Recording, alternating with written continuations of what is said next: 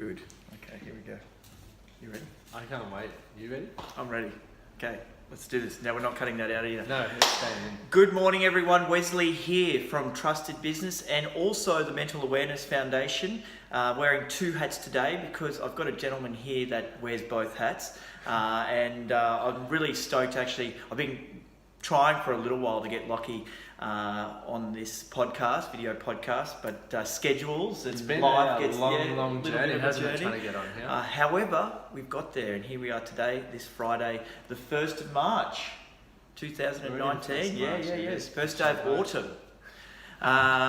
So, mate, thank you for coming up. Now, my guest today is Lachlan Stuart, and he's a Toowoomba boy, 28 years old. Just get rid of that little thing. 28 years old. But what I love about Lachlan is we actually go to the same gym, and he is a big believer in mental health, loves his fitness, but he's also a guy that shares his story and his struggles with mental health, and also just how he is personally. And I think that's very brave, particularly in our world today.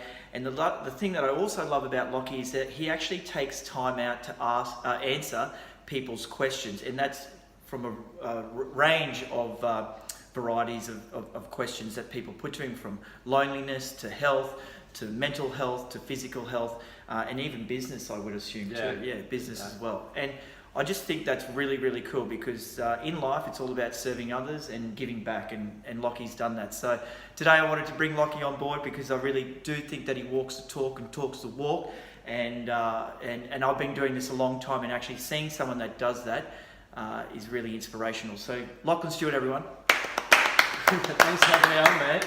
Appreciate it. Mate, quickly, Toowoomba boy. Toowoomba boy, yep. Born and bred? Born and bred, yeah. Yeah, but nice. Spent a lot of time in Gundawindi. My mum, Gundy, mum's from Gundawindi, family properties, Gundawindi. Yeah. So her grandparents are there, and now my cousins are there. Yeah. So spent a lot of time, obviously, between Toowoomba and Gundawindi. Nice. I actually used to fish in the Inglewood River. Oh, really? Yeah. So we'd go camping there, and Dad, being the Romanian that he is, the European, loved carp. Yep. You know, the dump chooks of the creek. So anyway, carp's really bad, but no, it was good fun. But yeah, mate, that's my little connection for out because you go past Gundawindi, and then you drive a little bit down, another 20 minutes or something like that. But mate, obviously, tell me, what was Toowoomba like? Because it's somewhat of a rural city. It's a smaller city. What was it like growing up there? For me, it was like I really enjoyed it. Obviously, going through my primary school days were in Highfield, so it's even smaller. Okay. Yeah, wow. 20 minutes out, 30 minutes out of Toowoomba. And am I looking at you or the camera? Both, mate. Let's dude. look at All both. good, Sorry, all guys. good.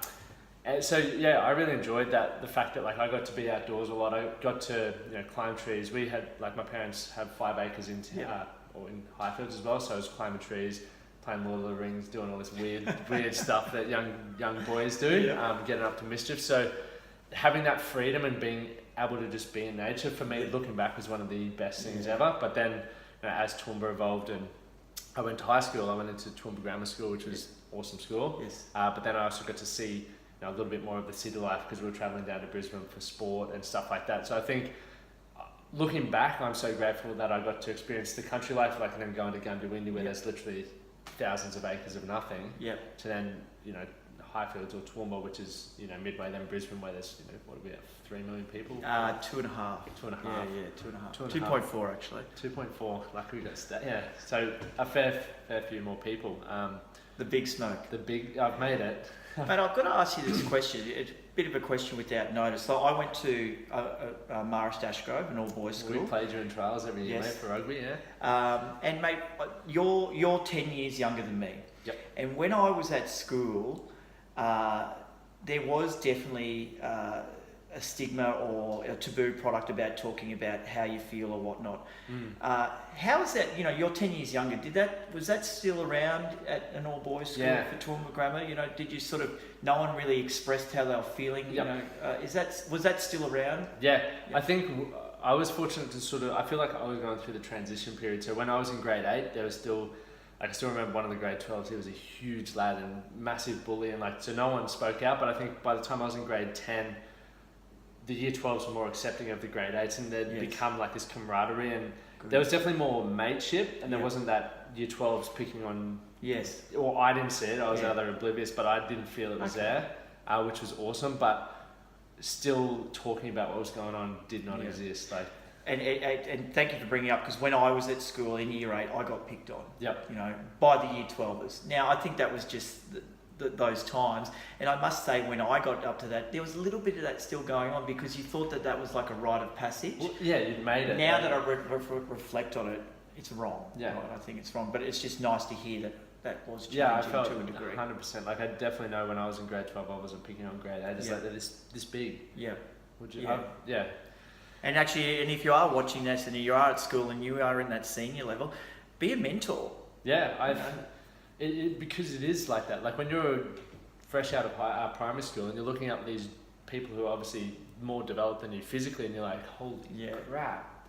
You're like, anything that comes out of their mouth is like gold. Yes. The fact that they're giving you time and attention is like hanging off every word. There was one great guy, Trent Baldwin, who I haven't spoken to him probably since he left school, but he was my mentor, and he was actually a great bloke, musician, soccer player, but like just a phenomenal human being. And like everything he told me, I was like, yes sir, no sir. Like, he was incredible. So you do have that power to influence, I think, and a lot of kids don't realise that, especially at 17 when you're grade 12. And mate, great way to start. That's awesome. Mate, finish school. Like, what was your journey after that? My goal was to be an elite athlete. That was the dream. I never had.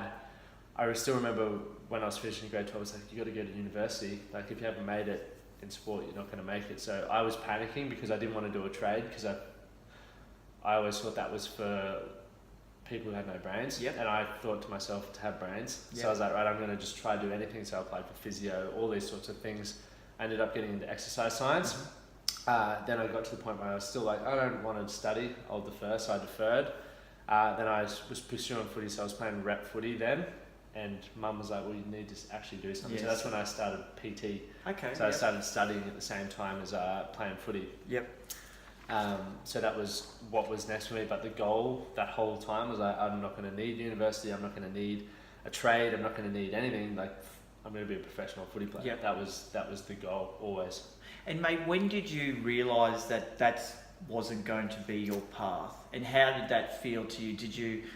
Did you accept it, or did it actually weigh on you to a point where it was detrimental? Yeah. Like what was that like? That was, so I was playing over in France, and when I came back was probably like 6 or 7 years ago now, and that was the moment where I was like, it's done. Like, I still wasn't that old, I was like 21, 22. Yep.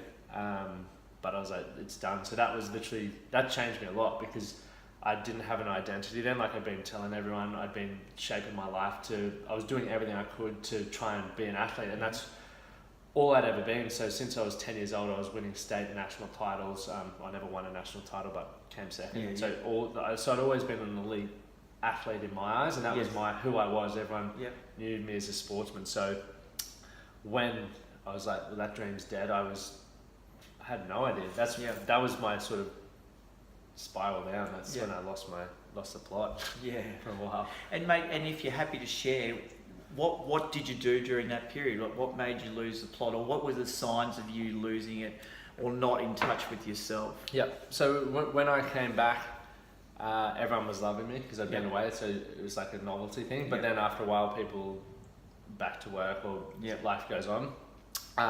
And then for me, it was like no purpose. I was still the same guy. Rugby or being an athlete was now gone. It's like I'd burnt my last candle. So then I was like, right, I've either got to do a trade or figure out uni. And I had no idea what I wanted to do. I didn't really want to do either, but my dad's a carpenter. So I just started working for him to make money until I figured it out. And then eventually I just got stuck in that routine. I was like, all right, let's do a trade. So I started my carpentry apprenticeship. Got offered to play for Sunshine Coast Falcon, whatever the rugby union team is, and they were like, we can put you in the union and all that. So considered that, but then just like, no, footy's not for me. But what happened when I was sticking around in Toowoomba and the whole process of trying to figure it out, I hated who I was. I had no idea who I was. So that sort of contradicts itself, but I had no idea what I was going to do, but I just knew what I was doing. I didn't want to be doing forever. Like, I still felt I'd let myself down, but I was here to do something bigger than that. So because I had hatred and lack of purpose, or whatever you want to call it. That's when I started hitting drugs really hard, like, you know, womanizing, sleeping with any girl, you know, that I could, and getting in like fights purely because I couldn't express how I felt. I was, you know, I've actually got a video from when I first started sharing my journey 5 years ago, still in my carpentry attire, and I'm mumbling, telling people what I'm going to do in the future. And, you know, that's how I express myself. Even before then, I would mumble, and if someone would challenge me or put me down, it'd be like, let's fuck off. I would either get super aggressive, I'd get violent, or, you know, I'd be that guy who would take as many drugs as possible. And it got to the point where one time with mum, I was like, I actually need help. Like, this is the first time I'm reaching out for help, because I got to a point where I was taking drugs from probably Tuesday to Wednesday right through to Sunday. Like, I just spent all my money on whatever I could get, and I didn't care whether I woke up or not. Like, it was a point where I was like, I don't give a fuck.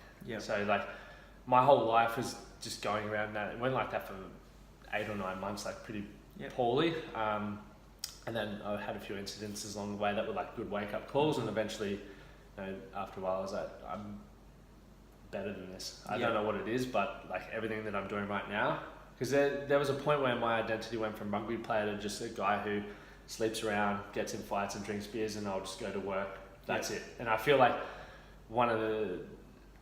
a lot of the guys that I work with or even speak to, they're stuck in that right now.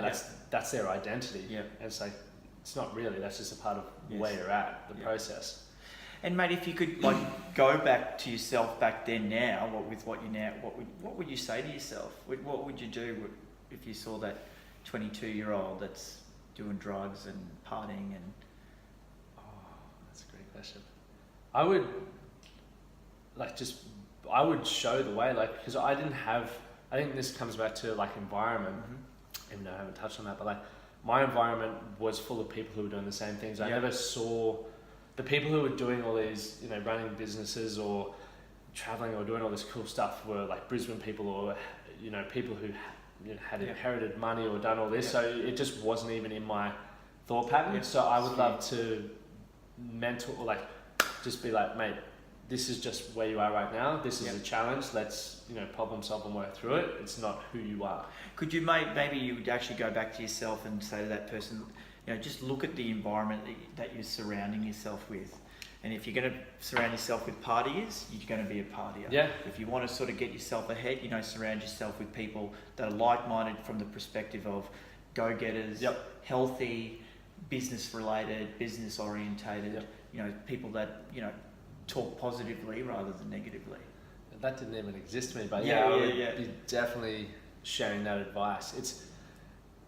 It's also hard because I think at that point in my time, if someone had said that to me, I don't know whether I would have taken it on board. I would have been like, piss off, like you're just trying to make me feel better. I think because I was in that much self-pity or whatever you would call it, that if someone was trying to, you know, really reach out from that point, it was going to be hard to see, because you always have, at school, you have those, you know, motivational speakers come to school and this is my story, the before and after, and you're always like, why can't I be like that? So I think if we instilled more personal development, self-awareness, like just being more self-aware has made me realize that a lot of the beliefs that I had were just there because, once again, environment or what I was reading, the music I was listening to, the people I was hanging around. So I think having the self-awareness to be like, like you said, change all of that, or start changing that, or pick up a book. You know, you can then, and especially in this day and age, our mobile phones have podcasts now. We can start listening to stuff to help us learn and grow. Like last night, I know we'll touch on this, I went to Jordan Peterson and there was a 14-year-old in the audience. And I was like, if I was 14 sitting here, this would be incredible. But when I was 14, I was skateboarding and trying to play footy. Absolutely. Old soccer back then, and a bit of rugby. So, mate, I must say, like, I've gotten to know you in sort of the later years, and so obviously the version that I see of you is a lot different from what I'm hearing now. So, and thank you for sharing, mate. How did you get started in the fitness world? Was it because obviously you needed to do something, or was there something that attracted you to the fitness world? I was never attracted to the fitness world. Like, I wanted to be an athlete. I didn't see myself as a coach. Like, I couldn't communicate. I'd never inspired people. I'd never, you know, I don't know how I was always fit. I had no self-awareness, so I was just doing what I did. But I just did it because I was like, it seems flexible, can earn some money, and I'm fit, so people will believe me, right? So that's sort of how I got into that film, and then field. Sorry, I would have had away from the fitness industry. I reckon I had about 6 years away. Okay. Yeah. So from when I went to France and when I came back, it was like I didn't even consider. Notice how before I said it was either university or a trade. I didn't consider PT again. To me, that was just like a phase that people went through. I didn't see it as a long-term career, and to me it was like, why do you need a coach to get healthy? You should just be healthy. Surely we can do it ourselves. Obviously a lot's changed since then, but so I went through that, and then there came a point where I was, social media came about. Had gone through that drug phase, that whole self-abuse phase, and I started taking my health a lot more seriously, and that's when I started sharing my journey. So as a result of that, I was like, people were asking me help on how to do these what I consider basic things, but it's not really basic for a lot of people. So that's when I got back into the coaching and back into the fitness coaching as well. And how long did it take you to do, I guess, your PT traineeship, or how long do you feel that it took you to learn the knowledge? And we're always learning, so particularly in PT, but was it a year, was it 2 years that you felt, right, I feel very qualified to be the personal trainer that I am? Like my actual course was 3 months full time sort of thing, like around training. But I didn't come out feeling competent. Like I didn't feel confident because, for one, in the classroom I was not a confident person. So if I needed to ask questions, I wasn't asking them. I was just like, sweet. So by the time I came out, I didn't feel confident training people. It was probably 2 years later, after I'd had a few clients learn a few mistakes, that I felt like, I've got a hand on this. But to be fair, even then I was so young. It wasn't until I've come back this time that I feel like I've got my shit together, and I really feel like I can add value, understand individual needs, how to keep people accountable and be honest with people. Whereas in the past I was just like, as long as you're showing up and paying me, that's all that matters. So I think age and experience and learning what I went through, like I was doing drugs and like I was still fit, but I wasn't really healthy, if that makes sense. So and what I coach, or the way I coach, is I don't want to train athletes. I've got no interest in that. I just want to train people to be healthy, like physically, mentally, and emotionally. So I've got a completely different viewpoint on how I train people, and how even an initial consultation will go with people, because I don't want to work with people who aren't interested in the holistic point of view. They're not my client. Question, like obviously you said that you came out 3 months not feeling competent. What is there something that's lacking in the PT training world? Like, is there something that you think that could improve, or is there an area that you think could be implemented into the course as well that would make you feel a bit more competent as you came out?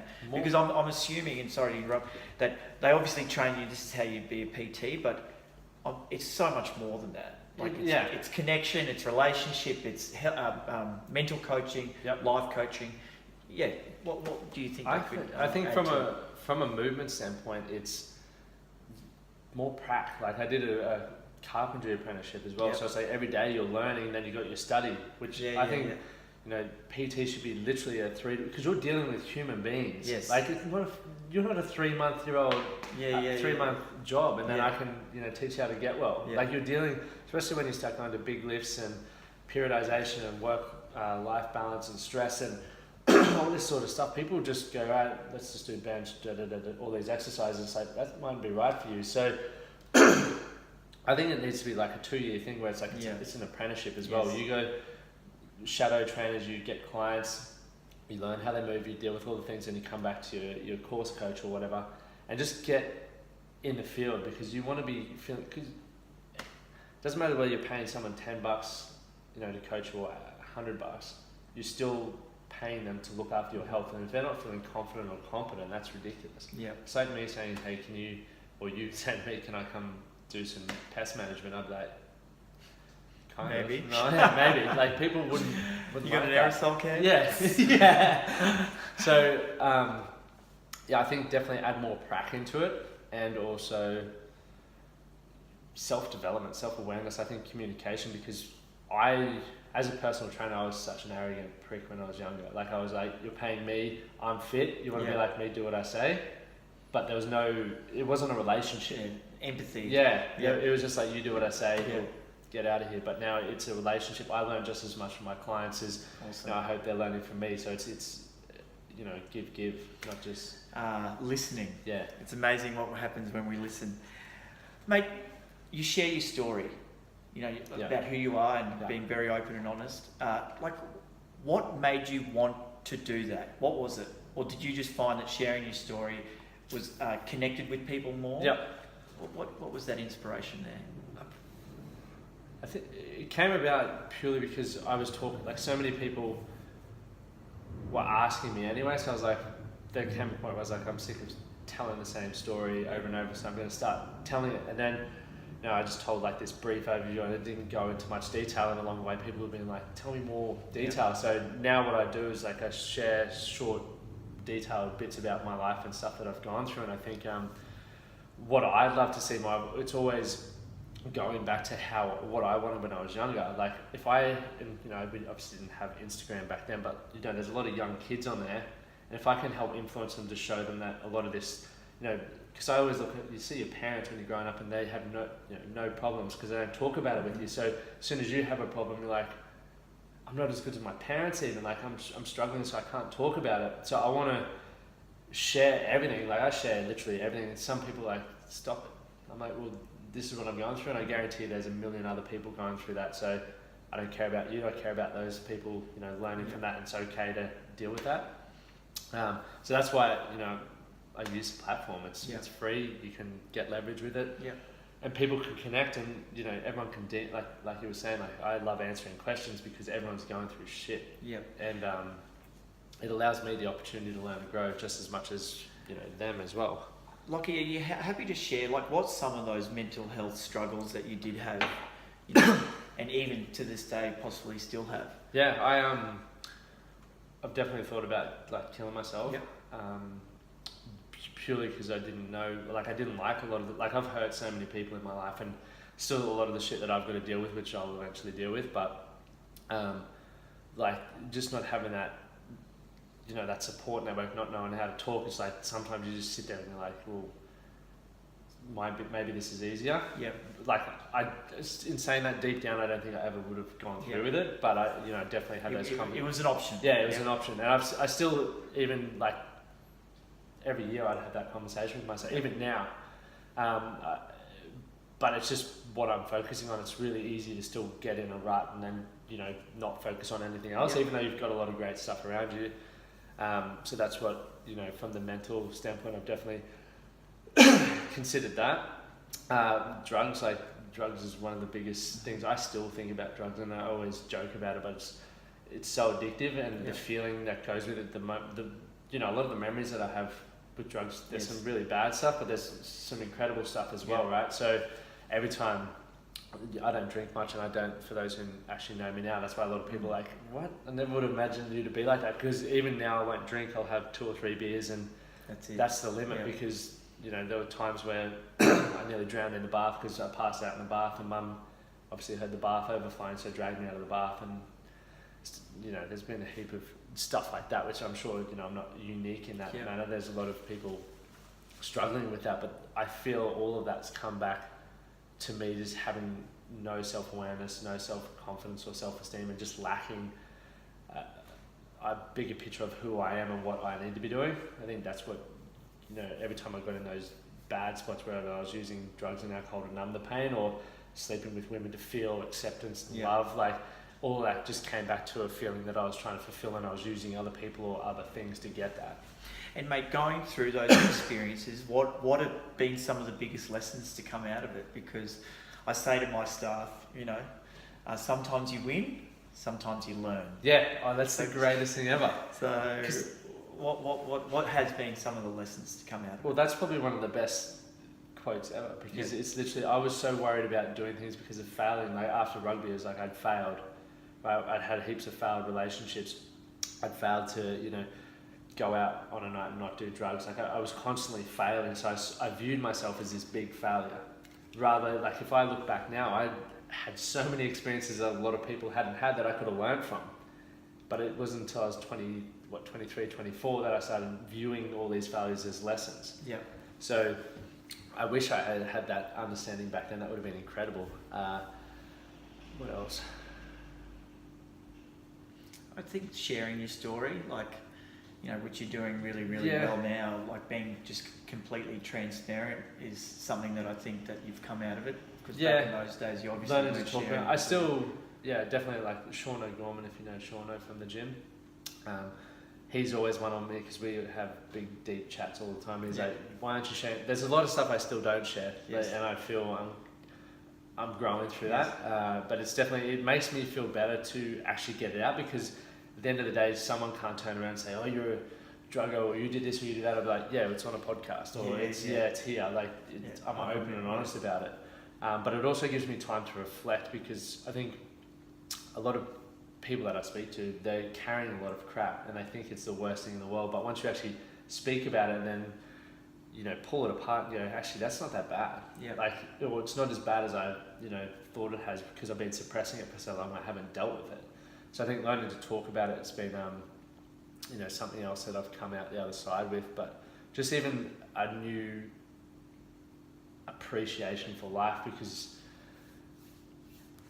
I didn't really appreciate anything, to be fair. I was just used to getting things, right? Because I was the athlete that my mum would do everything for me, or everyone would always be like, Lockie, even girls, right? Like at a point, girls just wanted to be with me because I was a rugby player or I was a good athlete. So everything was easy. Yes. So I didn't get to learn the struggles. And then when I went through struggles, like it hit me hard. It was really hard, and it is for everyone. But learning to come through that and build some resilience is massive. And then it's sort of taught me, obviously self-awareness. It's made me get super clear on who I am, what kind of people I want in my life. Right? Obviously, there wouldn't be one person that I still hang out with, or maybe one or two, but still wouldn't consider it hanging out, that used to be in my life. Yeah. Like, my partner's not met 99% of the people I used to hang out with. No one has. Yeah. So, and it's not that they're bad people, they're just different from where I want to be. So, completely reshaping who I am and what I want to achieve as a person is allows me to have more good days than bad days. Now, and I'm not saying, I never say to anyone that I have perfect, like, once you get it sorted, everything's rainbows and lollipops. Like, it's, I just know I have more better days now than bad days. I try and describe it like, once you sort of do know yourself, that the challenges of each day are just easier to overcome rather than weighing you down. And it seems like you've definitely been doing that. Mate, like those lessons, where are you seeing that now be successful in your life? It's helped me create a career that I love. Like, because, like I said, there was that point where I was like, do I do uni or do I do a trade? Obviously went with the trade, but I still wasn't fulfilled. I still remember the day I quit, and if Dad watches this, he'll hate it, because it was the day before the RAs in 2014. I was like, I'm out of here. I'm not coming back. Wow, cool. So that was cool. So it's definitely helped me, be one of those fortunate people who get to do what I love every day. Nice. But at the same time, that's also, and we were talking about this before, it's been bad because I'm really poor at saying no, because I feel like every time I get the opportunity to coach someone, it's a privilege. Yes. I love it. And then, because I think because I'm sharing so much that a lot of people are relating with it, I'm working with more people, but I'm also now forgetting to fill up my own cup, because, like I said, it's a privilege and I love doing it. But then myself, I'm starting to, fade out a little bit. So it's definitely guided me to definitely where I want to be. And it's, even over the last 4 years, when I first started my own business, I had no idea it would get to where it is right now. And just like where it is, and you can probably relate to this, you don't know where it's going to go. Like, in the future, I just know that it's based around men's health and, men's mental well-being. And this is the ways that I do it. And once, I keep trying and failing and learning how to make it better, learning how to be more effective at what I do, have and even scale it. That's why we've started the Man That Can project, to help more people all around the world. It's like, it's non-stop. And that's why I can't stop. Like, I can't stop working. And, mate, actually, and this is one thing that where I've seen you success, which sounds like it's definitely come from the past, is the community that you've built. Yeah.